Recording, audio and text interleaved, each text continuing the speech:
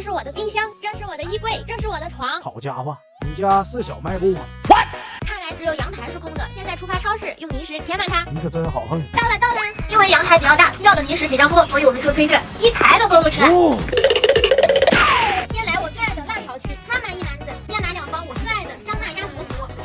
不行，这些只够吃半天的，肯定不够啊。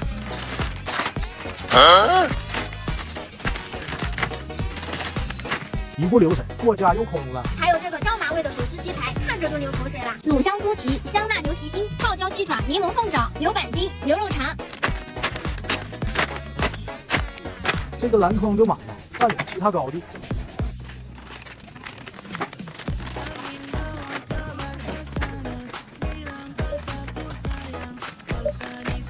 拿多少零食，全凭手有多大。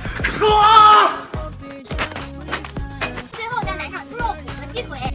好啦，辣条区就拿这么多了，现在出发薯片去。玩着吃的面包店的都是在拿零食吧？小跟班过来送温暖，带个小跟班出来多好，正好饿了。果然吃货最俩的吃货。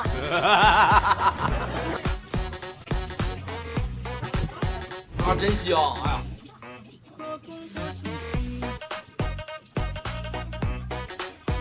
罐装的薯片，袋装的薯片，你们爱吃哪个呢？我全部都要。完美的解决了选择困难症。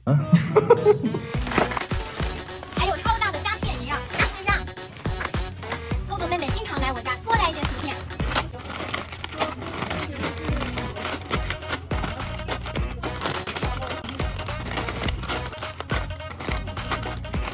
1分钟的功夫，2个篮子就装满了。接着饮料区，我真的超爱喝这种可爱爱的饮料了。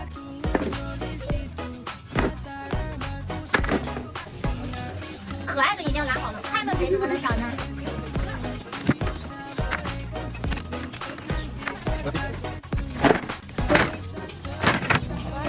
还剩最后一个篮子，就安排一点甜食吧。好啦，就买这么多了，带着它们去填满我家的阳台。交个朋友吧。